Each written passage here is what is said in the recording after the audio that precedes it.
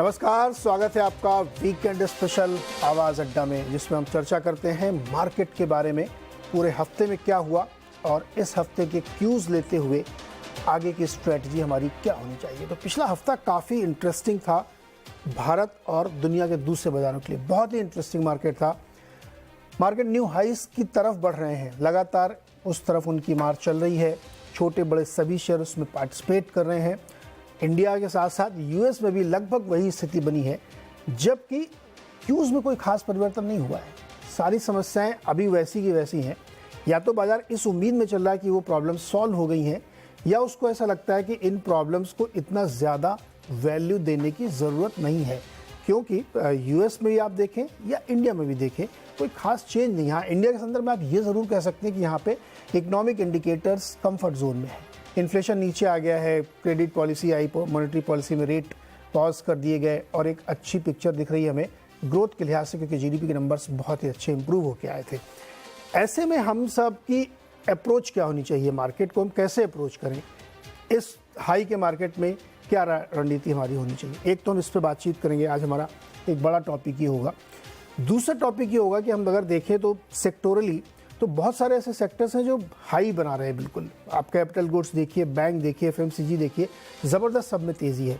तो अगर हम सेक्टोरली कोई चीज़ देखना चाहें या किसी स्टॉक की तरफ देखना चाहें तो कहाँ देखें? सब तो भाग चुके हैं, तो वहाँ पे कहाँ हमारे लिए क्या अपॉर्चुनिटीज़ बनती हैं। और एक तीसरा टॉपिक है जो हमारा सुदीप जी से खास चर्चा होने वाली है कि आईईएक्स का शेयर क्यों इतना गिरा, क्यों इतना पिटा, उसके पीछे क्या खबर थी, उस पर बातचीत करेंगे सुदीप जी से, जो आज हमारे मेहमान हैं। सुदीप बंदोपाध्याय जी मार्केट एक्सपर्ट हैं, साथ ही राहुल अरोड़ा निर्मल बंग इंस्टीट्यूशनल इक्विटीज़ के सीईओ और अनुराग सिंह अमेरिका से जुड़ रहे हैं, एनसेट कैपिटल के फाउंडर एंड पार्टनर। आप सबका सर बहुत बहुत स्वागत है। एक एक टॉपिक लेते हैं। पहले तो ये न्यू हाई की तरफ जो बाजार गया है, ये क्यों गया है सुदीप जी? क्यों गया ये बाजार में? ऐसा क्या बदल गया कि बाजार एकदम न्यू हाइस की तरफ बढ़ता था? और भारत नहीं, अमेरिका में भी, वहां पर भी वही हालत थे। देखिए, जो मुझे लगता है कि ग्लोबली इन्वेस्टर्स रिस्क अवर्स बीच में थोड़ा हो गए थे। फिर जैसे जैसे यूएस में ऐसा माहौल बन गया है कि यूएस फेड शायद और इंटरेस्ट रेट ज्यादा नहीं बढ़ाएगा, पॉज आएगा, या ज्यादा से ज्यादा और एक बार शायद 25 बेसिस पॉइंट रेट बढ़ सकता है। तो एक लेवल पे इन्वेस्टर्स का ये कंफर्ट दिख रहा है कि we are at the end of the hiking cycle. तो जो भी होना था, जो भी इंटरेस्ट रेट हाइक होना था, वो शायद ओवर और may be maximum 25 basis point और होगा। तो वहां से इन्वेस्टर कंफर्ट ड्रॉ कर रहे हैं कि इसके बाद द रेट रिडक्शन का प्रोसेस चालू होगा इकोनॉमी को सपोर्ट करने के लिए। और दूसरी बात, एक अजीब सा पैराडॉक्स है, पर दूसरी बात यह भी है कि यूएस में जैसा रिसेशन या जैसा क्राइसिस का माहौल उम्मीद किया जा रहा था, वो हुआ नहीं। अभी भी यूएस इकोनॉमी लगभग ठीक ठाक चल रहा है, क्राइसिस का माहौल नहीं है, जॉब के जो आंकड़े आ रहे हैं वो अच्छे आ रहे हैं। तो ये सारे देखते हुए एक इन अ डिफरेंट वे इन्वेस्टर्स का एक कंफर्ट भी आ रहा है कि इकोनॉमी का हालत भी शायद बहुत बुरा नहीं होगा। और जो लैंडिंग की बात होती है, हार्ड लैंडिंग के बजाय सॉफ्ट लैंडिंग होगा इस फेज में भी, और ये इन्वेस्टर्स को एक्साइट कर रहा है। इसी के कारण यूएस में इंडेक्स बहुत अच्छा चल रहा है, मार्केट में अच्छा खासा ट्रैक्शन है, और साथ में ग्लोबली अदर मार्केट्स में भी जैसे इंडिया में भी अच्छा ट्रैक्शन है। नाउ यूएस के मार्केट के बारे में और एक चीज मैं कहना चाहूंगा, हालांकि इंडेक्स में बहुत अच्छा परफॉर्मेंस देखने को मिला, पर अगर उसको थोड़ा ग्रैन्युलर डिटेल में देखें तो शायद ये साफ दिखेगा कि वाइल जो 5-6 जो टेक रिलेटेड स्टॉक्स है, वहां पे बहुत अच्छा परफॉर्मेंस हुआ है और वही इंडेक्स को खींच के ले गया यूएस पे। बाकी जो इकोनॉमी फेसिंग स्टॉक्स है, वहां पे इतना कुछ अच्छा प्रदर्शन नहीं रहा। हाँ, बहुत ज्यादा खराब भी प्रदर्शन नहीं हुआ, 1-2% ही अपवर्ड मूवमेंट हुआ है वहां पे। जो ओवरऑल इंडेक्स का स्थिति है, इंडेक्स इतना अच्छा दिख रहा है, इसका कारण वो टॉप 5-6 जो काउंटर्स है, आप जो टेक स्टॉक्स है, दिग्गज टेक स्टॉक है, उन्हीं का परफॉर्मेंस। अब इंडिया की अगर बात करें एक संक्षेप में, इंडिया में मैक्रो पैरामीटर्स जैसे आपने भी जिक्र किया, अच्छा दिख रहा है। इंडिया में कॉर्पोरेट परफॉर्मेंस जो लास्ट क्वार्टर के हैं वो भी एक्सपेक्टेशन से बाय एंड लार्ज बेटर ही आए हैं, और उम्मीद अभी भी ये है कि मॉनसून भी शायद ठीक ठाक हो जाएगा। अगर ये सारे संकेत एक साथ रख दिया जाए तो लगता है कि इंडियन इकोनॉमी भी अच्छा चलना चाहिए अगला 1-2 साल।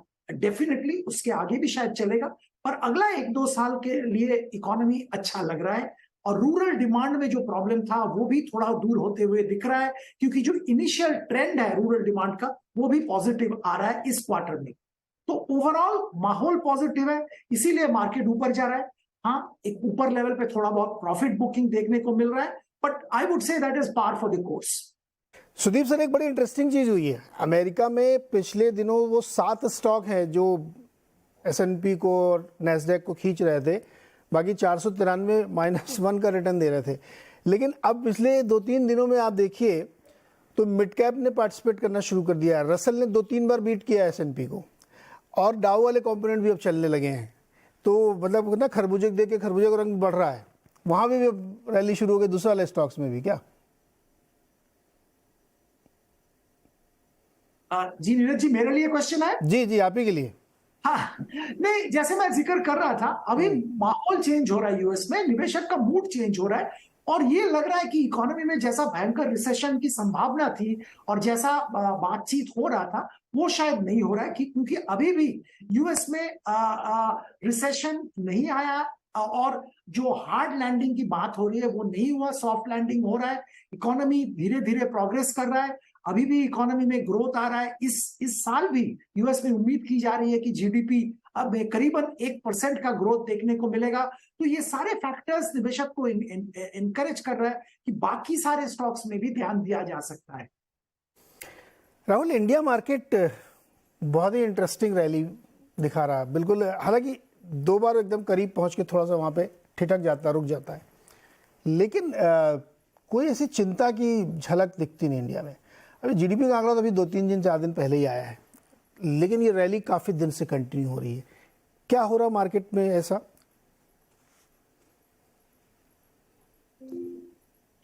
ये मेरे लिए है नीरज जी? जी जी राहुल, आपके लिए। अच्छा, नहीं तो आई थिंक मैं सुदीप जी की बात से काफी हद तक सहमत हूँ Neeraj ji. I think last year अगर आप दिवाली से देखें तो चर्चा हो रही थी कि यूएस रिसेशन में जाने वाला है।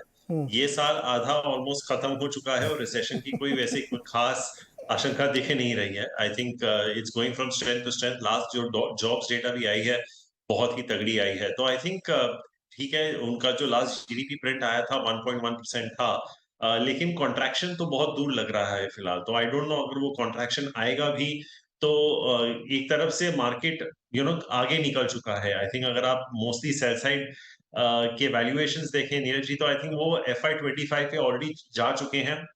I think we probably seen the peak of FD rates in India. कुछ बैंकों ने आई थिंक एफडी रेट्स घटाना भी चालू कर दिया है। तो आई थिंक एक तरफ से जो आरबीआई और फेड की कमेंट्री है उस तरफ उसको मद्देनजर ऐसे ही लगता है कि इंटरेस्ट रेट हाइक्स अभी ज्यादा आने नहीं वाले। अगर आरबीआई गवर्नर की स्पीच की बात करें तो वो उन्होंने बहुत विस्तार में रूरल इकोनॉमी की बात की थी। I think the fact that he said rural economy is starting to look up. Corporate balance sheets की उन्होंने बात की जो कंप्लीटली ऑलमोस्ट डी-लेवर हो चुके हैं। और जैसे सुदीप जी ने भी कहा था, मॉनसून की अभी प्रेडिक्शंस काफी हद तक नॉर्मली हैं। जो एनीनो की बात हो रही है वो टुवर्ड्स द एंड ऑफ सितंबर अक्टूबर हो रही है। तब तक तो वैसे भी हमारा ज्यादातर मॉनसून सीजन खत्म हो जाता है वैसे भी। तो आई थिंक एफआई फ्लोज की भी अगर बात करें Neeraj ji, I think last month बहुत ही स्ट्रॉन्ग था FI flows. I think for the since 2022 August, I think it was the best month we've had in terms of FI inflows. तो I think ये सब अगर एक टोटलिटी में ले लें, क्रूड भी अगर आप देख लें तो आई थिंक 70-75 के रेंज में आ गया है। कुछ हफ्तों पहले वो 80-85 के रेंज में था। तो I think as an aggregate level I think it's not looking as bad as it should have been. कहीं लोगों ने कुछ ज्यादा ही पेसिमिस्टिक व्यू ले लिया था। हम भी शायद उस कैंप में थे कि अब तक शायद रिसेशन आ जाना चाहिए था, बट क्योंकि नहीं आया है इसीलिए आपका market is at new highs. दूसरी चीज ऑब्वियसली नीरज जी आपने नोटिस किया होगा कि बैंक निफ्टी ने तो नया हाई ऑलरेडी बना दिया है। So banks are operating at peak best asset quality, peak net interest margin, best of credit growth. It's all looking very good for the banks also right now. तो इसके चलते अगर आपकी रूरल इकोनॉमी रिबाउंड हो गई तो I think market को थोड़ा बहुत सपोर्ट मिल सकता है। I am not saying it will not correct, लेकिन मुझे नहीं लगता ऐसी कोई भयंकर करेक्शन आएगी मार्केट में कि यहाँ से आपको 16,500 या 17,000 दोबारा मिल जाए। आई थिंक थोड़ी बहुत अगर इधर उधर आ भी गई, I think there is enough cash on the sidelines to be buying into every day. तो यानी आप ये कह रहे हैं कि ये जो तेज़ी है ये एक स्ट्रक्चरल है, क्योंकि मॉनसून से बहुत निराशा की उम्मीद नहीं है, रूरल इकोनॉमी में रिवाइवल देखने को मिल रहा है, अर्निंग ग्रोथ भी ठीक रही है। 500 स्टॉक अगर देखें एमएनएससी की तो उसमें से मोर देन 50% ने अच्छा रिजल्ट दिया। बैंक ने तो खैर बहुत ही अच्छा दिया। तो इसलिए अब वो उम्मीद नहीं रखनी चाहिए कि बहुत मार्केट में बड़ा एक करेक्शन आएगा, राइट? नहीं, I don't think so Neeraj ji. I don't think इतना कोई देखिए कुछ सेक्टर्स ऐसे हैं नीरज जी जो जिनका टाइम और प्राइस करेक्शन दोनों हो चुका है। जैसे अगर हम कंज्यूमर स्टेपल्स की बात करते हैं, राइट, तो आई थिंक ऐसे काफी सारे सेक्टर्स हैं जो सपोर्ट कर सकते हैं। तो आई थिंक अगर बैंक निफ्टी यहाँ से भी ज्यादा ऊपर नहीं जाए and FMCG comes in to support, autos comes in to support, cement comes in to support, and pharma, I think जो जैसे अगर हम पोर्टफोलियो बढ़ा रहे हैं तो हम ये 3-4 सेक्टर्स की तरफ ज्यादा झुकाव डाल रहे हैं। तो आई थिंक काफी सपोर्ट है मार्केट के लिए। और रिलायंस की तो हमने चर्चा ही नहीं की। तो I think all in all like I said support है। थोड़ा जो व्यू मेरे भी मन में बन रहा था कि शायद एक करेक्शन आएगी, वो वो बेरिशनेस मेरे भी दिमाग में थोड़ी अभी कम हो रही है, क्योंकि जैसे मैंने आपसे कहा कि अब तक जो इकोनॉमिक स्थिति होनी चाहिए थी, जीएसटी के नंबर्स भी देख लीजिए, right Neeraj ji, 1.57 lakh crores, 14 months running at over 1.5 lakh crores. So I think at an aggregate things are looking okay. Maybe we overestimated how bad things could be. नहीं हुआ. It's good for us. It's good for business. We should smile and take it forward and hope it keeps going higher. बिल्कुल बिल्कुल ऊंचाई जाना चाहिए। लेकिन अनुराग जी, आपके देश में बहुत ही गजब डिवीज़न है ना। नोमुरा कुछ कहता है, मॉर्गन स्टैनली कुछ कहता है, डीएनओ और कुछ कहता है, गोल्डमैन सैक्स फिर से एक और बात अलग कहता है। अब जैसे हमारे सामने दो हैं, नोमुरा की और मॉर्गन स्टैनली की एकदम ताज़ा बातचीत। वो कह रहा है, नोमुरा कह रहा है कि नहीं, मेरे को तो लगता है कि अमेरिका में रिसेशन बिल्कुल कुछ चीज़ों में आ चुका, कुछ में आने वाला है। मॉर्गन स्टैनली बिल्कुल नहीं मानते ये बात को। लेकिन आपके मार्केट ने भी कमाल किया है। अब ये एक आलोचना हो सकती है कि केवल वो 7 स्टॉक है, या जैसे एक फैशन चला आजकल एआई का, खाली आप नाम ले लो बस पंख लग जाते हैं स्टॉक में, है ना। काम अभी हुआ है नहीं हुआ है, लेकिन आपने ये बता दिया कि हम तो अब एआई पे फोकस करेंगे, तो आपको हो सकता है 2 दिन में $200 बिलियन का मार्केट कैप आपका बढ़ जाए। कोई ऐसी चीज़ है जो हम लोग मिस कर रहे हैं क्या अनुराग, कि मार्केट एकदम एक डिफरेंट टेंजेंट में चल रहा है? और अब तो आप देखिए स्मॉल मिड कैप भी आपके यहाँ बहुत चल रहे हैं। सो नीरज, देखिए मुझे नहीं लगता ऐसा कुछ मार्केट मिस कर रहा है। मार्केट क्या ट्रेंड ले रहा है नीरज, कि जब कैपिटल का कॉन्स्टेंट होता है तो बिग कंपनीज जो ऑलरेडी एस्टैब्लिश्ड हैं वो बेनिफिट करती हैं। तो अगर सपोज एआई का रेवोल्यूशन, और एआई में इन्वेस्टमेंट चाहिए होगा और मेटावर्स में भी इन्वेस्टमेंट चाहिए होगा, और अभी एप्पल ने इंटरेस्टिंगली अपना लॉन्च किया $3,500 का चश्मा और उसमें उन्होंने एआई का वर्ड का यूज नहीं किया, बट तकरीबन उसको वो रेफर करते रहे कि टेक्नोलॉजी वही है। तो ऐसे में नीरज पैसे वो लगा पाएगा जो कि जिसके पास ऑलरेडी कैश इंजन होगा। नए प्लेयर्स के लिए आकर के उस मार्केट में अपनी पोजीशन बनाना बहुत डिफिकल्ट होता है। तो I think market is now sensing that अगर सेमीकंडक्टर रेवोल्यूशन होगा तो देखिए Nvidia will benefit, they already know how it works, और वही आगे इन्वेस्टमेंट कर पाएंगे, उनके पास कैश की भी कमी नहीं है। ऐसे ही आपके जो प्लेयर्स हैं, current players, I think Google को छोड़ दें जो कि डिस्ट्रप्शन के करीब लग रहा है, लेकिन Microsoft, Apple, these companies are cash rich and market is sensing कि अगर बाकी कंपनीज नहीं होंगी तो वो एक्वायर हो जाएंगी, तो यही कंपनीज ज्यादा ग्रो करेंगी। सेकंड, इनके पास डेट नहीं है नीरज, तो रिसेशन में सबसे ज्यादा खतरा रहता है डेट का, तो that's why there is a piling on. I understand ये जो रैली है ये कंफर्टेबल रैली नहीं है Neeraj, because if one Apple is worth more than 2000 stocks of Russell index, right, तो फिर कुछ तो गलती है। तो ये हैवी कॉन्सेंट्रेशन की रीजन ये है क्योंकि नीरज हमें ये भी समझना होगा, और ये इंडियन मार्केट की भी चैलेंज कई बार होता है, कि there are lot of active funds जो कि मार्केट से पैसा बाहर नहीं निकाल सकते हैं, उनको इन्वेस्टेड ही रहना है, और अगर इन्वेस्टेड रहना है तो then they have to latch on to the sectors जो कि कम गिरे इन केस अगर कोई खतरा आता है। तो ये नीरज, इसको काइंड ऑफ दिस एक्सप्लेन्स कि क्यों ये 7 स्टॉक की रैली है और बाकी स्टॉक्स पार्टिसिपेट नहीं कर रहे हैं। अब पिछले हफ्ते में ये थोड़ा ट्रेंड दिखा और इस हफ्ते कि बाकी में थोड़ा ब्रॉड बेस एक राइज आ रहा है, बट नीरज उस पर अर्ली कुछ कहना बहुत जल्दबाजी होगी, बिकॉज वो सस्टेनेबल नहीं लगता। फाइनेंशियल से अभी भी लोग कतरा रहे हैं, इंडस्ट्रियल से में एंटर नहीं करना चाहते हैं, हेल्थ केयर पीक आउट कर चुका है लास्ट ईयर, ऑलरेडी एक्सपेंसिव है, people don't want to go there, staples already expensive हैं, डिस्क्रिशनरी कॉम सर्विसेज। अब देखिए इंडेक्स का भी डिस्टॉर्शन हो गया नीरज, हम इसको कहते हैं communication services and discretionary, but discretionary में Amazon largely constitutes about more than 30 to 40% of the index, right? So sectoral index भी डिस्टॉर्टेड हैं, तो मार्केट रियली कंफर्टेबल नहीं है Neeraj. I think I would agree with the other two guests, जैसे राहुल ने कहा और सुदीप जी ने कहा। देखिए जो अभी लग रहा है कि फियर्स चले गए हैं, but I think situation Neeraj वही बनी हुई है, except that we are hoping that economy slow down होगी तो 1-1.5 साल में इट विल कम बैक। एक छोटा करेक्शन कहूंगा Neeraj, which is that market is pricing in a rate cut, वो थोड़ा डिफिकल्ट लग रहा है, एंड आई थिंक अभी तकरीबन वो आउट है, लेकिन स्टिल मार्केट इज होपिंग। एक चीज मुझे समझाइए, रेट कट क्यों चाहिए? अगर हमको इसी रेट पे ग्रोथ मिल रही है तो रेट कट क्यों चाहिए? नहीं नीरज, वो ये तो बहुत ही जरूरी एलिमेंट है, बिकॉज 5% रेट पर तो नीरज यूएस इकोनॉमी नहीं चल सकती है, और फिर तो इमिनेंट है that there will be a massive slow down. तो रेट कट का एक वो टर्न सिग्नल जरूर मार्केट को देखना है फॉर द नेक्स्ट लेग। तब तक मार्केट नर्वस है नीरज, और एवरीबडी इज अनकंफर्टेबल, राइट? बहुत लोगों ने ये रैली मिस की है, because how can you be only in the 7 stocks, और उसमें से टेस्ला और एनवीडिया तो एकदम वैल्यूएशंस को डिफाई करते हैं, राइट? आई अंडरस्टैंड कुछ अदर्स में कुछ वैल्यूएशन डिस्कंफर्ट नहीं था, लेकिन ये 2 स्टॉक्स तो बिल्कुल ही अलग यूनिवर्स में चल रहे हैं। तो रेट कट जरूर चाहिए नीरज, बिकॉज देखिए ये economy consistently is thriving on rate cuts, right from not now, right from 1982 Neeraj. तो रेट 5% का रेट तो मुझे नहीं लगता कि कंपनी ज्यादा बर्दाश्त कर पाएंगी।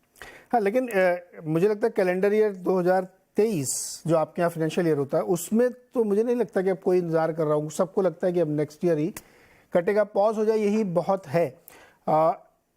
चलिए, ये तो हो गया मार्केट एनालिसिस, और बहुत सारी चीज़ें सॉल्व हुई हैं या नहीं, जैसे डेट सीलिंग पता नहीं सॉल्व हो गई कि नहीं हो गई है, $1 ट्रिलियन के शॉर्ट टर्म बॉन्ड आने वाले हैं, जॉब मार्केट अभी भी बहुत स्ट्रांग है, बावजूद इसके कि जो वीकली नंबर आया वो बहुत बढ़ के आया था अनएम्प्लॉयमेंट का, स्टिल मार्केट में बहुत ही स्ट्रेंथ है।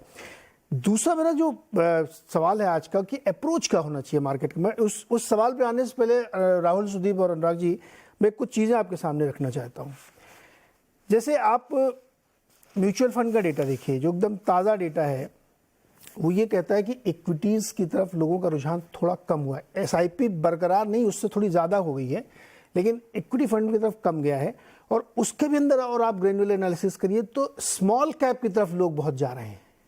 जो हमने अभी अपनी इस रैली में देखा राहुल, कि स्मॉल कैप इंडेक्स जो है उसने क्या गजब रैली दिखाई है, 16% की इस फाइनेंशियल ईयर में, 1 अप्रैल से टिल डेट। मिड कैप 13% चल चुका है, जबकि निफ्टी और सेंसेक्स अभी 6-7% चले हैं। शायद ये वजह वहाँ पे होगी। तो बहुत बार लोग कहते हैं कि जब मिड कैप स्मॉल कैप में बड़ी रैली आने लगे, थोड़ा सा कान आपके खड़े हो जाने चाहिए, क्योंकि ये इस तरह की चीज़ें बहुत बार सस्टेन नहीं करती हैं। तो यही मेरा सवाल है आज का, कि जब इस तरीके के मार्केट आपको सिग्नल देने लगे, म्यूचुअल फंड में थोड़े नंबर उस तरह से डिस्टॉर्ट ना है कि लार्ज कैप की बजाय लोग मिड कैप स्मॉल कैप में ज़्यादा फंड पैसे लगाने लगे, तो हमारा अप्रोच क्या होना चाहिए? हाइस के आसपास खड़ा मार्केट और बड़ी तेज़ी दिख रही है, सब कुछ हंकी डोरी, कुछ कहीं चिंता नहीं। सुदीप जी, अप्रोच क्या होना चाहिए आज?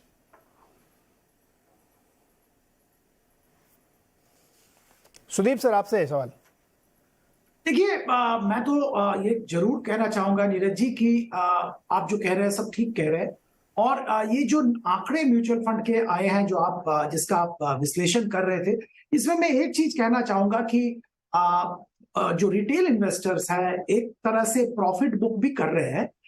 जो इक्विटी फंड्स में अच्छा खासा पैसा बन गया वहां पे शायद बुक कर रहे हैं, और स्मॉल कैप की तरफ उनका नजर आ रहा है क्योंकि वहां पे अभी भी वैल्यूएशन अट्रैक्टिव लग रहा है, तो वहां पे शायद मूव कर रहे हैं पैसा। तो आई थिंक ये जो ट्रेंड है इसको शायद ऐसे एक्सप्लेन कर सकते हैं। पर एक लेवल का मेच्योरिटी निवेशक के पास भी आया है, इसीलिए जो एक जमाने में देखने को मिलता था, जो मार्केट थोड़ा बहुत गिरता था सब लोग निकलते थे मार्केट से, वो बात नहीं हो रहा है। मार्केट में अभी भी इनफ्लोज आ रहे हैं। हाँ, एक ऑल टाइम हाई के आसपास मार्केट है, तो थोड़ा बहुत प्रॉफिट बुकिंग मेरे ख्याल से कोई बुरी बात नहीं है। और निवेश की अगर बात करें इस लेवल पे, तो हमारा सलाह तो यही रहेगा कि इंडियन इकोनॉमी पॉजिटिव मोमेंटम है, और आने वाले दिनों में इलेक्शन आ रहा है, जनरल इलेक्शन, सरकार की तरफ से बहुत बड़ा कैपिटल एक्सपेंडिचर का ऐलान किया गया है बजट में, और हो भी रहा है। तो लगता है कि रूरल इकोनॉमी में रिवाइवल जरूर आएगा, subject to monsoon being all right. और अगर ये सब होता है तो इंडियन इकोनॉमी अगला 1-1.5 साल 2 साल की अगर बात करें तो मुझे तो लगता है बहुत अच्छा चलेगा। और अगर इकोनॉमी अच्छा चलता है, डोमेस्टिक इकोनॉमी फेसिंग सेक्टर्स में जरूर ध्यान देना चाहिए।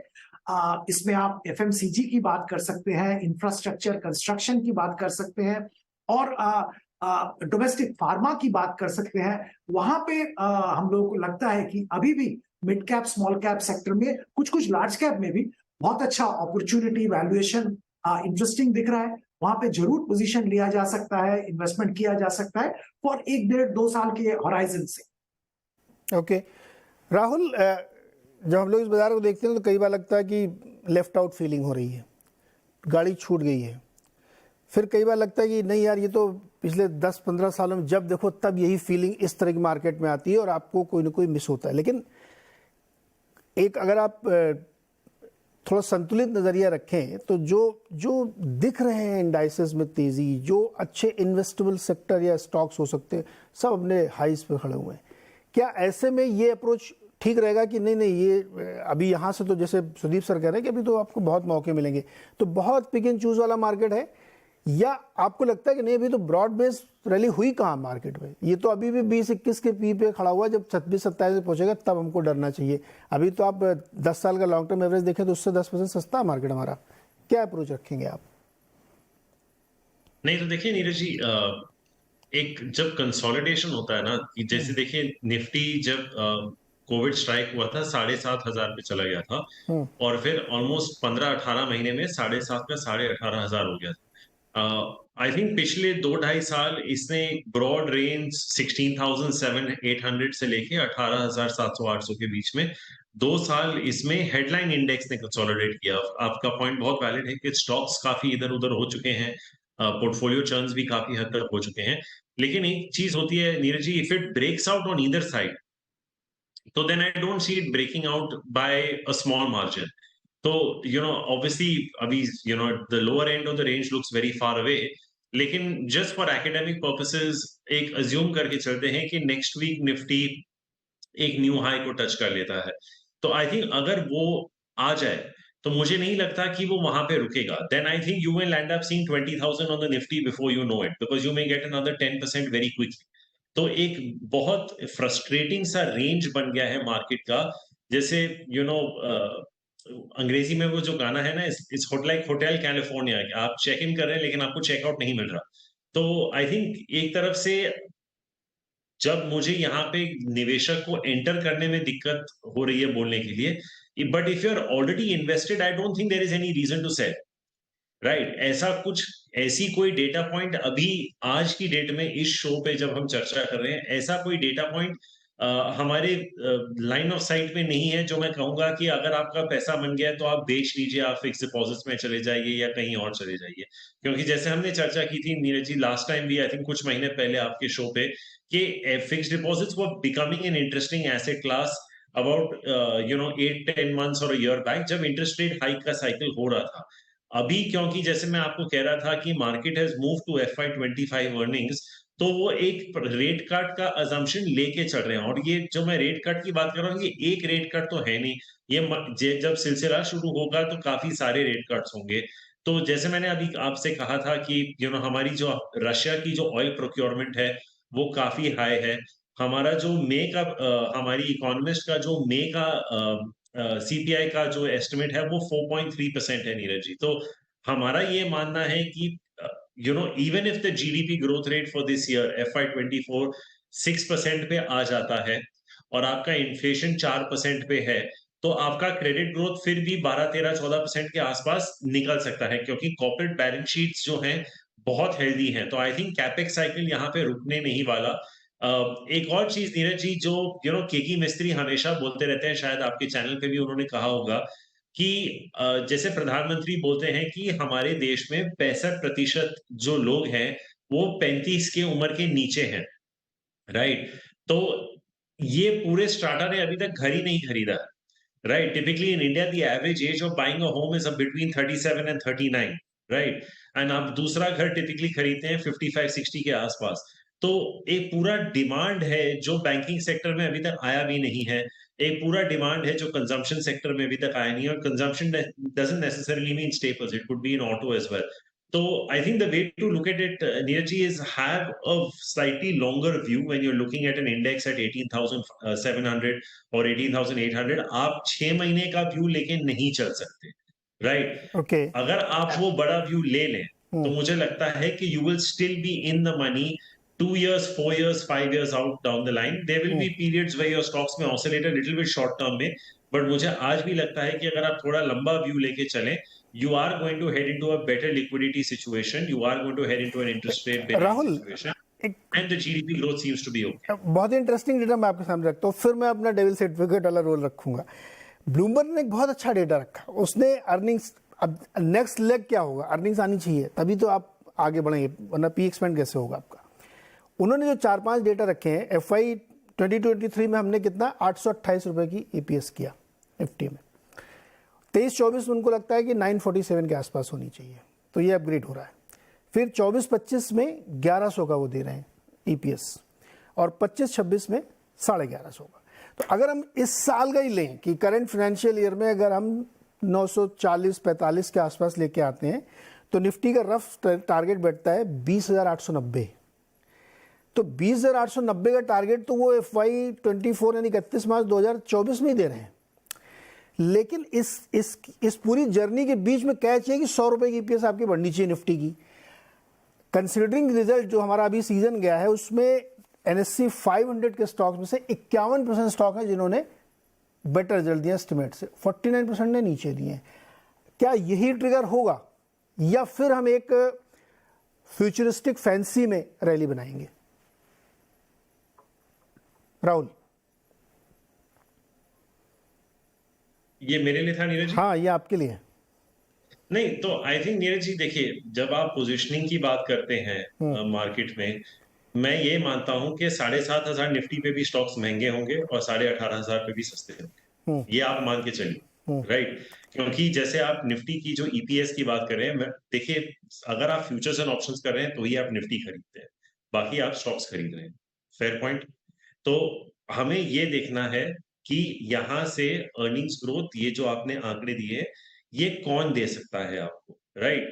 सबसे बड़ी बात जो आप नीरज जी, हम जो नजरअंदाज नहीं कर सकते कि it may not be necessarily a top line story for India जो कि आपको 15-20% की टॉप लाइन मिले, but we are getting into a situation जहां आपका मार्जिन एक्सपेंशन बहुत हेल्दी होने वाला है, राइट? तो I think across the board, चाहे आप ऑटोज को ले लें, फार्मा कंपनीज को ले लें, कंज्यूमर कंपनीज को ले लें, सीमेंट कंपनीज को ले लें, इंफ्रा कंपनीज को, मेरे हिसाब से अगर आप FY 24-25 के मार्जिन देखें, ये 200 से हमारे यूनिवर्स में 200 बेसिस पॉइंट से 500 बेसिस पॉइंट का मार्जिन एक्सपेंशन आने वाला है। अगर आपका मार्जिन एक्सपेंशन आ रहा है, तो इसका मतलब आपकी प्रॉफिट ग्रोथ उन सेक्टर्स में जहां पे रॉ मटेरियल के भाव बहुत कम हो रहे हैं, वो ऑब्वियसली 15 से 20% होंगे, राइट? इसका ये भी मतलब है कि रिटर्न ऑन इक्विटी भी बढ़ेगी। तो then you are okay, because liquidity situation is going to be better, कि वैल्यूएशंस इनके बढ़ते जाएं। तो ये जो सेक्टर्स जो आपने अभी बताया है ईपीएस का, इसका मैं अगर ब्रेक डाउन करूं तो इसमें मेन जो ग्रोथ आने वाली है नीरज जी, ये बैंक्स, ऑटो, एफएमसीजी, फार्मा और सीमेंट से ही आने वाली, राइट। मुझे नहीं लगता इसमें आईटी का कोई ज्यादा कंट्रीब्यूशन होने वाला है। रिलायंस का ऑब्वियसली हो सकता है, मुझे नहीं लगता जो कमोडिटी प्रोड्यूसर्स हैं उनका हो सकता है, क्योंकि उनके दाम घटने वाले, राइट। जो कंज्यूम कर रहे हैं उनको फायदा होने वाला है। तो I think we need to look at people who are consuming these commodities and who are going to have that EBITDA margin expansion।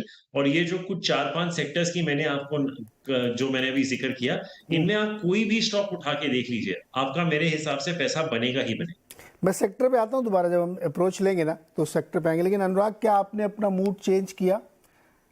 अब आप भी बदल गए हैं और बाइंग साइड में आ गए, या अभी भी आपको लगता है कि नहीं, थोड़ा सोच समझ के दूर रहना चाहिए? नीरज, नहीं नीरज, हमने 50% कैश रखा हुआ है और मैं उसके रीजन चर्चा कर सकता हूँ। और बहुत अपॉर्चुनिस्टिकली नीरज, अब जैसे ये तो कोई भी देखिए फोर्स ही नहीं कर सकता कि 7 स्टॉक्स चल पड़ेंगे, लेकिन हाँ, इन 7 में से 1-2 जरूर थे जो हमारे वैल्यू फ्रेमवर्क में फिट होते हैं नीरज।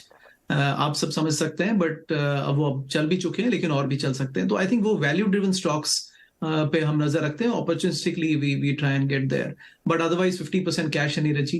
देखिए नजरिया क्यों नहीं बदला है नीरज? अब देखिए मार्केट्स न्यू हाईज तो देखिए बनाएंगे, बट एक इंडिया के न्यू हाई बड़ा सेक्युलर न्यू हाई है, राइट। तकरीबन हर सेक्टर अपने हाई पर बैठा हुआ है, वर्सेस यूएस विच इज जिसमें सिर्फ एक सेलेक्ट स्टॉक्स को छोड़ के बाकी सब एक्चुअली काफी अच्छे वैल्यूएशंस पर हैं। अगर यहाँ पर देखें, हम सेक्टोरल बात करेंगे तब हम चर्चा करेंगे इस बारे में, बट अगर बिग पिक्चर देखें नीरज तो मार्केट्स न्यू हाइज बनाएंगे, but I think what we to look for is कि क्या ये नए फेज का शुरुआत है या फिर it is just a consolidation which is likely to continue.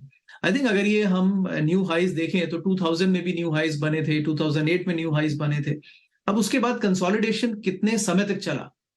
After 2000 वो सिर्फ 2 साल चला, और उसके बाद 2002 ऑनवर्ड्स क्योंकि रेट कट्स फिर से शुरू हो गए थे तो वापस से मार्केट चल पड़ा। फिर रेट्स बढ़ाए भी फेड ने, लेकिन तब तक फाइनेंशियल्स काफी आगे निकल चुके थे और there were other policies which were supporting. But 2008 के बाद में एटलीस्ट यूएस मार्केट में देखे तो वो 2011-12 तक तकरीबन 4 साल का कंसोलिडेशन चला। तो आई थिंक हमें, और राहुल ने बात की नर्वसनेस की, मार्केट क्यों नर्वस है और फ्रस्ट्रेटिंगली एक रेंज में है Neeraj, because there is no next trigger to run. और आपने अर्निंग्स ग्रोथ की बात करी, बट ये अर्निंग्स ग्रोथ आएंगी कहां से? In a slowing global economy. Indian economy पे आते हैं, लेकिन अगर in a slowing global economy ये next leg of growth earnings का आएगा कहां से? S&P अर्निंग्स का रेंज ऑफ एस्टिमेट्स वही 220, 200, 180 बेस्ड ऑन आप कौन से इन्वेस्टमेंट बैंक को फॉलो करते हैं, तो इस रेंज में आ रहे हैं नीरज। और एक्चुअली कहां होगा पता नहीं। तो but I think this is important to look specially for a macro investor like us Neeraj, that is there a macro tailwind that अब सब खतरे हट गए and ultimately we are on a long run of a bull market for the next 10 years। अगर वो नहीं दिख रहा तो तब तक हम फुली इन्वेस्टेड नीरज नहीं होंगे। And finally I think Neeraj, the situation has come in। अब इसको अलग देखने के नजरिए हो सकते हैं, लेकिन ये सिचुएशन काफी सालों बाद आई है जब इंटरेस्ट रेट्स बढ़ा के यूएस को इन्फ्लेशन कंट्रोल करना पड़ रहा है। I think this is not going to go very easily. I think it will be futile to think कि ये एकदम बहुत आसानी से ये तो एक और बहुत अच्छी सिचुएशन बन रही कि जब हाई इंटरेस्ट रेट पर मार्केट इतना बॉयंस है, तो जैसे राहुल ही कह रहे थे अब तो आगे से 6 महीने बाद कटना शुरू होंगे, तो सोचिए मार्केट कितना बम हो जाएगा। उसको तो और मजा आएगा कि देखो हमने तो हाई पे भी अपने आप को सस्टेन कर रखा, अब तो कट रहे हैं। कमोडिटी प्राइसेस 6 मंथ लो पे चले गए हैं, स्पॉट प्राइसेस आप देखें तो और ज़्यादा मार्जिन एक्सपैंड होंगे। तो मार्केट के लिए आगे का समय बहुत अच्छा आ रहा है, ऐसा लगता है मेरे को कि मार्केट इस बात को शायद डिस्काउंट कर रहा होगा कि क्यों छोड़ना अपनी पोजीशन, जब 6 महीने बाद रेट काटनी है उनको तो और ज़्यादा तेज़ी बनेगी। एक छोटा सा ब्रेक लेता हूँ मैं सर यहाँ पे। ब्रेक से वापस आएंगे तो सीधे सेक्टर्स की बात करेंगे और इंडिया स्पेसिफिक की जो रैली आई है अभी, उनमें जो टॉप इन्वेस्टेबल सेक्टर्स हैं वहाँ रैली आ चुकी है। लेकिन राहुल ने एक बहुत इंटरेस्टिंग बात कही, उस सेक्टर में कुछ भी खरीद लो आप, मैं वो थोड़ा सा पड़ताल करने की कोशिश करूँगा। छोटे से ब्रेक के बाद वापस आते हैं तुरंत।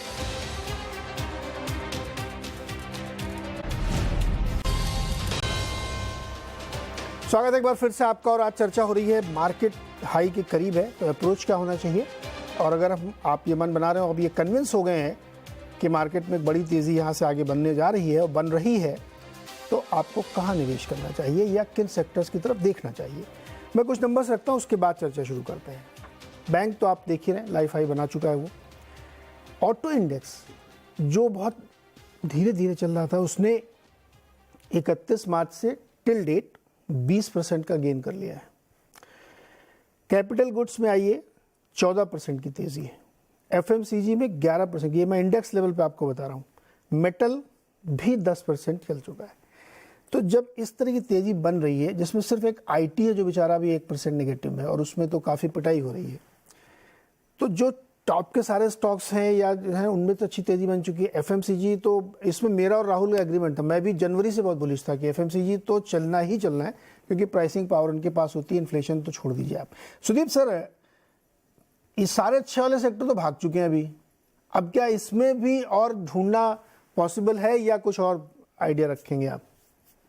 नहीं जी, बिल्कुल ढूंढना पॉसिबल है। और भी 2-4 सेक्टर में जरूर बताना चाहूंगा।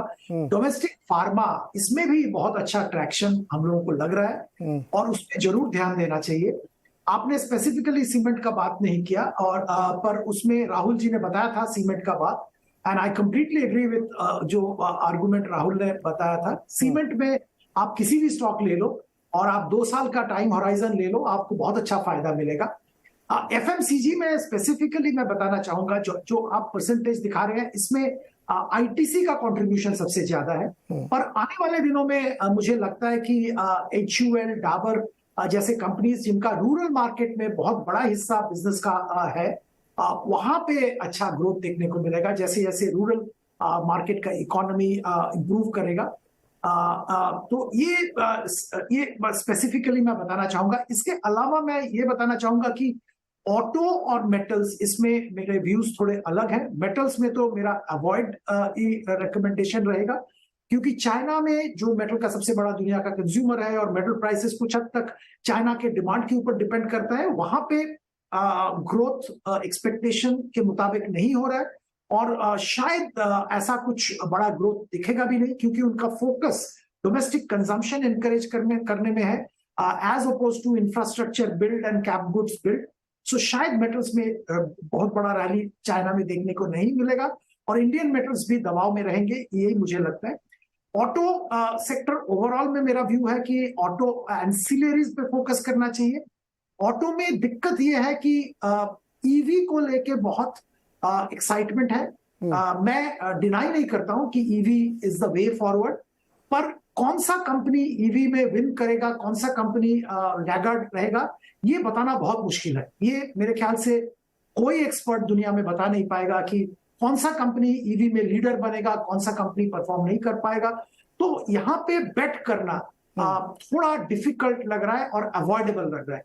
अगर किसी चीज में बेट करना है ऑटो में, एंसिलरी में बेट किया जा सकता है, क्योंकि वहां पे बहुत अच्छा सेकुलर ग्रोथ देखने को मिलेगा, क्योंकि उनके लिए ईवी इंडस्ट्री को सप्लाई करना मुश्किल नहीं है।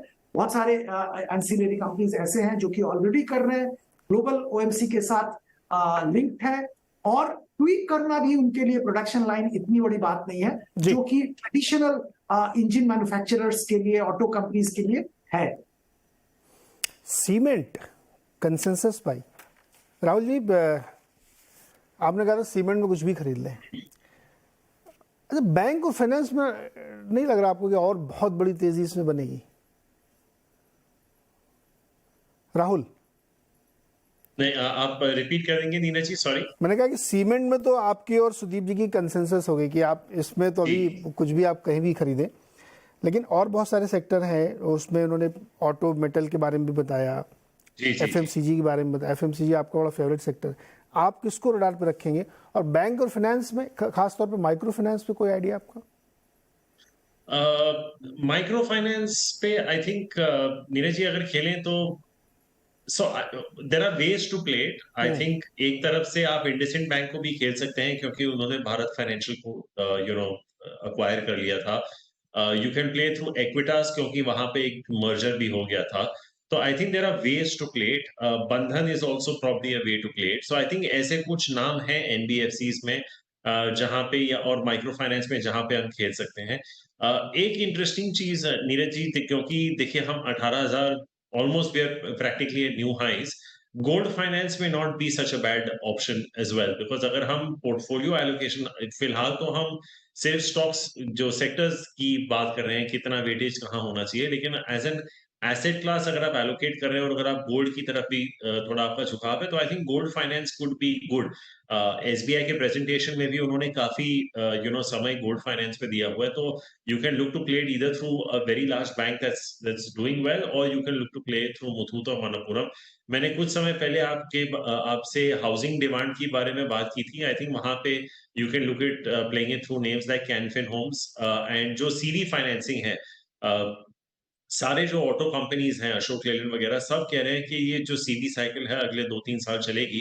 तो मुझे लगता है नेम्स लाइक चोला, एमएनएम फाइनेंस, सुंदरम फाइनेंस, तो ये जो नॉन बैंकिंग फाइनेंशियल कंपनीज और एसएमईज और जो माइक्रो फाइनेंस कंपनीज हैं, इनमें भी आई थिंक अभी काफी वैल्यूएशन कंफर्ट है, क्योंकि काफी हद तक चल चुके हैं. आप सुदीप जी से पूछ रहे थे कि सब कुछ इतना चल चुका है, वैल्यू कहाँ है, लेकिन कभी कभी क्या होता है नीरज जी कि आप इतने डिप्रेस्ड बेस पे चल रहे हैं कि चल जाने के बाद भी उसमें थोड़ा बहुत जूस रहता है. और जैसे सुदीप जी आईटीसी की बात कर रहे थे, आईटीसी पिछले 1 साल में डबल हो गया, लेकिन अभी भी उसके वैल्यूएशंस अगर आप बाकी सेक्टर से कंपेयर करें तो it will be coming to at almost 30-40% discount. तो ऐसा नहीं है कि just because a stock has done well it can't continue to do well. मेरे को लगता है कि जो आपने जिक्र किया एनबीएफसीज और माइक्रो फाइनेंस का, इनमें अभी बहुत जूस बाकी है. और I think these stocks and this particular sector or this part of the banking and financial services industry can easily look at compounding at 20%. लेकिन आपका जो फेवरेट है एफएमसीजी, उसमें तो ज़्यादातर कंपनियां, मतलब आप आईटीसी को चलिए अलग कर दीजिए, ज़्यादातर कंपनियां उसमें खूब बढ़िया रिटर्न दे चुकी हैं या दे रही हैं. इंडेक्स भी अपने हाइस पे चल रहा है. उसकी जो मिड कैप कंपनीज है उसमें थोड़ा सा डर लगता है, क्योंकि उनका इतना मार्केट डोमिनेंस नहीं होता. क्या अप्रोच होना चाहिए उस पर?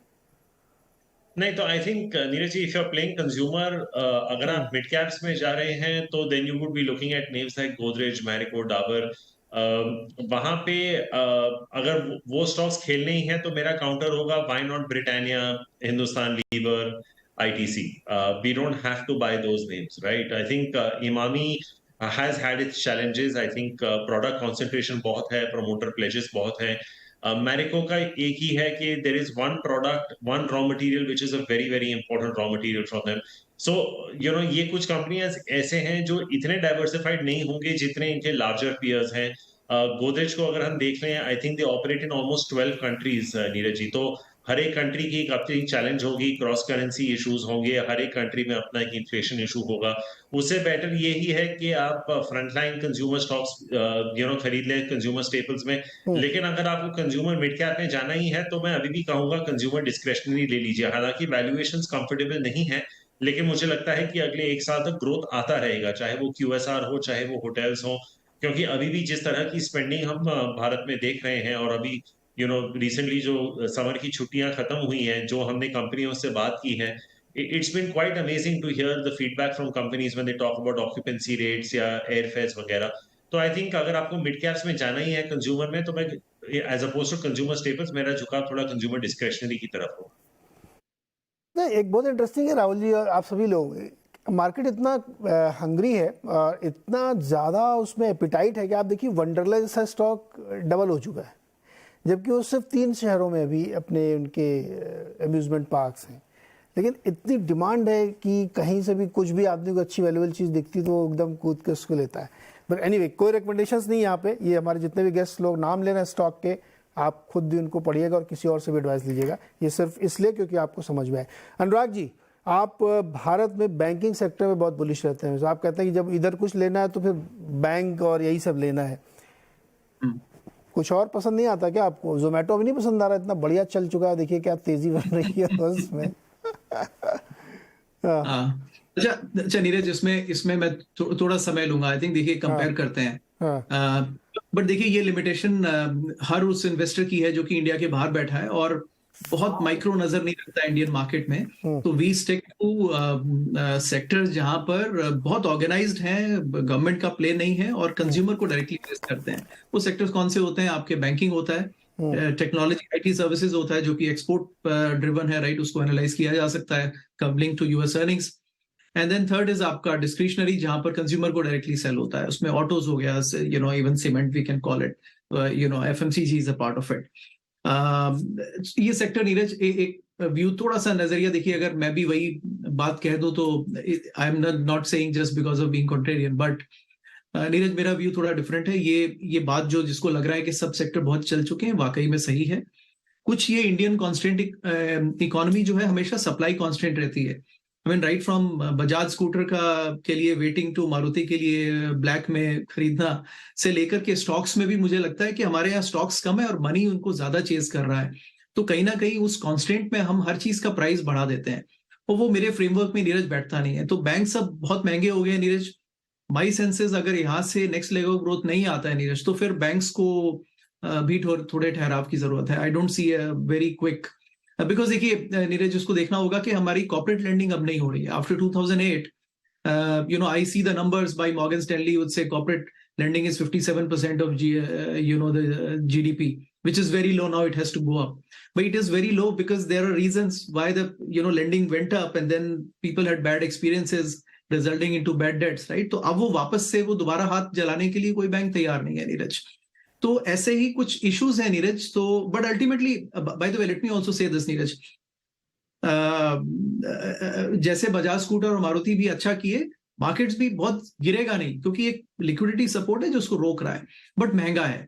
Sector to sector banking compare करते हैं नीरज, देखिए अब मेरी डायकोटोमी आप समझ सकते हैं कि मुश्किल होता है उसको फिट करना। यूएस में सिर्फ 4 बैंक्स को छोड़ करके, जो कि टू बिग टू फेल है, बाकी सारे बैंक्स नीरज बहुत सस्ते हैं। हमने पोजीशंस बनाई है, we believe US can't sustain only on 4 banks, so बाकी बैंक्स में भी इम्प्लाइड गारंटी है। 1 साल 2 साल में कब चलते हैं पता नहीं, पर जब चलेंगे डबल या ट्रिपल हो जाएंगे। वहां पोजीशंस बनती है। Indian banks very expensive, they can only play on 15% of growth in the economy, lending growth, अगर वो आती है तो उस पर नजर रखें। बट यहाँ पे बेचने की जरूरत नहीं है, लेकिन खरीदने की भी बहुत जल्दबाजी करने की जरूरत नहीं है, स्पेशली जब मार्केट में 7% आपको फिक्स में रिटर्न मिल रहा है। कंज्यूमर सेक्टर्स नीरज कंपेयर करें, इंडिया में they are very expensive, US में they are very very cheap, because impending recession जो कभी आता नहीं है और आ नहीं रहा है, उसकी वजह से आप सारे सेक्टर्स देख लीजिए, आप अमेजोन को छोड़ करके बाकी सारा कंज्यूमर डिस्क्रिशनरी नीरज बहुत ही सस्ते वैल्यूएशंस पर है। हमने पोजीशंस बनाए हैं, 1 साल 2 साल बैठेंगे, that's our style. Ultimately Neeraj, what works for every investor is they have to stick to their style. अगर आप अपना स्टाइल चेंज करेंगे ना, फिर गलती हो जाएगी। तो आप अपना स्टाइल रखिए, आप 2-3 साल में आप रिटर्न बनाते जाएंगे। Don't try and change your style. Third is technology measures Neeraj. यहाँ पर यूएस में मैंने आपको बताया कुछ वैल्यू प्लेज हैं, वहां पर पोजीशंस हमने बनाए हैं। इंडिया में अगर देखें तो आई थिंक ये सही समय है। आपकी ये जो बिग टेक्नोलॉजी सर्विसेज कंपनीज है नीरज, जिस समय ये डाउन टर्न में हो तभी उनमें पोजीशंस बनाए। 40 के मल्टीपल्स पर जब आ जाए तब तो बेचने का समय होता है। हमने तब बताया था कि बेचना चाहिए। आई थिंक वो कॉल भी सही रही है, और now is the time they can start buying, right, because बाकी सारा मार्केट बहुत महंगा है, और द मोमेंट यूएस इकोनॉमी रिसर्जेस, ये लोग वापस आ जाएंगे। ये लोग इंडियन इकोनॉमी पे नहीं चलते हैं, यूएस बट आईटी पे लेंगे, आप ये कह रहे हैं आईटी पे तो लेना चाहिए। देखिए एक इंडियन मार्केट की बड़ी खूबी है अनुराग जी, इंडियन मार्केट ना, आपने बिल्कुल एक बात सही कही कि अपनी स्टाइल चेंज नहीं करनी चाहिए। जो आपकी स्टाइल ऑफ इन्वेस्टिंग है वो बिल्कुल वैसी रखिए, लेकिन आपको स्पेसिफिक मार्केट में स्टाइल, वहाँ के स्टाइल को समझना पड़ेगा। जैसे मैंने ये कहा कि बैंक वालों में यहाँ अगर हम ये मान के चले कि 14-15% की कॉर्पोरेट ग्रोथ हुई है, टोटल क्रेडिट ग्रोथ हुई है इस बार, और 1-2% के नॉर्मलसी के साथ अभी भी ये कंटिन्यू करेगी, क्योंकि डिमांड सर्ज है। अगर 7-7.5% तक पे फंड रेज कर रहे हैं बैंक, तो वो इसी आधार पे कर रहे हैं कि उनको आगे ग्रोथ दिख रही है। तो यहाँ पे माइक्रो फाइनेंस में या स्मॉल फाइनेंस बैंक में, बड़े बैंकों में ग्रोथ आएगी, वो कॉर्पोरेट से आए या सिर्फ कंज्यूमर लोन से आए, वो एक डिफरेंट इशू हो सकता है। तो शायद अगर इकोनॉमिस्ट की तरह 1-2 साल आगे को आप सोचेंगे तो यहाँ पे बैंक में मुझे लगता है काफ़ी बड़ी ग्रोथ है, क्योंकि बहुत सारे लोग ऐसा बोल रहे हैं। आईटी में भी एग्जैक्टली वही चीज़ बन रही है कि आईटी में अब बड़े वाले स्टॉक जो है वो नीचे आ गए हैं काफ़ी। हाँ, मिड कैप में कहीं कहीं पे बड़ा फ्रेंजी दिखाई देती है, जहाँ वो अचानक से 40-50 से मल्टीपल चले गए। मैं उनको नहीं कहता मैं, लेकिन बड़े वाले स्टॉक काफ़ी नीचे हैं और वो स्टिक कर गए, वो न गिर रहे हैं न चल रहे हैं, वहीं पे खड़े होंगे वो। हाँ, सो नीरज, क्विक नजरिया, आई थिंक बहुत तीनों सवाल बहुत रेलेवेंट है। I think I should have touched. Neeraj, ये जो फाइनेंस में ना, ये जो micro finance and all this ना, मेरा ये फर्म बिलीफ है Neeraj, and this is my strategy. I might be wrong, I might miss one big player here, but sorry in the sense that कोई एक चल जाए तो मुझे नहीं पता, मैं उसको मिस करने को तैयार हूं. जैसे मैंने बोला कि I am ready to miss Nvidia if doesn't fit my framework. Neeraj, banking में ना ये बॉटम ऑफ द पिरामिड नहीं चलता है, because banking is a business जहां पर आप पैसा देते हैं क्रेडिट पर और उसको वापस लेना होता है आपको. तो ये bottom of the pyramid FMCG में स्मॉल सेशेस बना के चल जाते हैं, छोटे साबुन शैम्पू बना देते हैं, वहां चल जाएगा. लेंडिंग में अक्रॉस द ग्लोब आप देखें नीरज, कहीं भी बॉटम ऑफ द पिरामिड काम नहीं किया है, और वो हमेशा ही it ends up very badly. और हमें मतलब एमबीए दिनों से मैं वो माइक्रो फाइनेंस की बांग्लादेश में स्टोरी सुनता हूँ, क्या हुआ उसका, Grameen bank and all this, right, वो कभी भी बड़ा नहीं बनता नीरज. तो always be very scared if a bank grows too fast. Second, it goes into microfinance. Banking is always money lies where the money is, which is at the top. Bottom of the pyramid, banking में नहीं चलता. So I would stay away, Neeraj, from those companies or those dreams which are trying to be built upon. Second, Neeraj, Indian story is broadly about big companies. देखिए US में भी broadly 60-70% of the market share her sector में top 3-4 players के पास में है. India में भी तकरीबन वही स्टोरी है. जो आईटी प्लेयर्स करंटली जो है ना, वो नीरज और बड़े बनेंगे, लेकिन और वो प्राइस डिस्काउंट देके भी डील उठा सकते हैं. लेकिन ये जो मिड कैप आईटी है ना, ये इन अ प्राइस कांस्टेंट एनवायरनमेंट, ये लोग नीरज एक साइज से ग्रो नहीं कर पाएंगे. So there is a size advantage that these big 3 technology services in India have, big 3, big 4 और big 5, but not beyond Neeraj. उसके आगे मुझे नहीं लगता कि वैल्यूएशंस. तो ये आपको सही कहना है कि अप्रोच आपको उस तरीके का रखना चाहिए, डेफिनेटली. अरे एक सवाल बहुत इंपॉर्टेंट है सुदीप जी आपके लिए. थर्ड पॉइंट, सॉरी नीरज, एक बहुत ब्रीफली रखिएगा सर. बहुत ब्रीफली. हाँ sorry Neeraj, new age companies आपने पूछा नीरज. नहीं, वो तो मैंने ऐसे जोकिंगली पूछा था आपसे, नॉट वेरी सीरियस. हाँ. तो नीरज, जोमैटो बोलिए, it's no Neeraj, these companies will not make money. ये सिर्फ आप देखिए नई स्टोरी आएंगी, वो फिर से नई कहानी कोई आ जाएगी. अल्टीमेटली इनका 75% शेयर अभी भी प्राइवेट इक्विटी के पास है. वो हर साल एक झोले में से नई स्टोरी निकालेंगे और अपना स्टेक ऑफलोड करेंगे. अल्टीमेटली रिटेल कंज्यूमर को महंगे में देंगे. I shun the mutual funds which are buying these stories, and they are doing disservice to the retail investors. They should stay away from it. These companies will not make money for next 5 years, Neeraj. Okay. They will not make money. Okay, sir. अनुराग, रोकूंगा मैं आपको. सुदीप जी, बहुत quickly में जवाब दीजिए. IEX में जो आज हुआ, डू यू एग्री कि ऐसा होना चाहिए? बिल्कुल नहीं नीरज जी. आई थिंक पहली बात तो है, IEX में कुछ दिनों से परफॉर्मेंस का प्रॉब्लम चल रहा था, पर ये जो हुआ, जो पूलिंग के जरिए प्राइस डिस्कवरी होगा, उससे IEX का बिजनेस रैशनल में ही क्वेश्चन आ जाता है. क्योंकि वो प्राइस डिस्कवरी अगर उन IEX के पास नहीं रहा तो IEX का यूटिलिटी क्या रहेगा?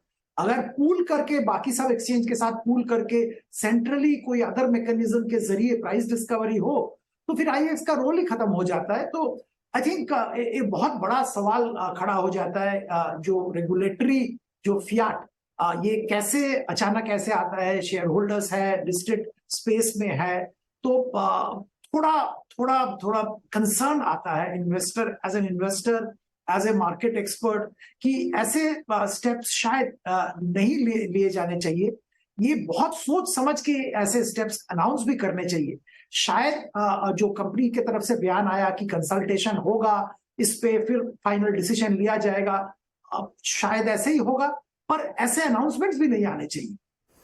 ऐसे अनाउंसमेंट नहीं आने चाहिए, क्योंकि जब भी ऐसे फैसले तो उसमें इन्वेस्टर्स के लिए भी सोचना चाहिए कि आप उसके पूरे बिजनेस मॉडल पे ही क्वेश्चन मार्क अगर लगा देंगे तो बहुत दिक्कत हो जाएगी. तो मुझे लगता है कि शायद इस पे आगे हो सकता है कुछ सोचे गवर्नमेंट, या कुछ ऐसा करे भी.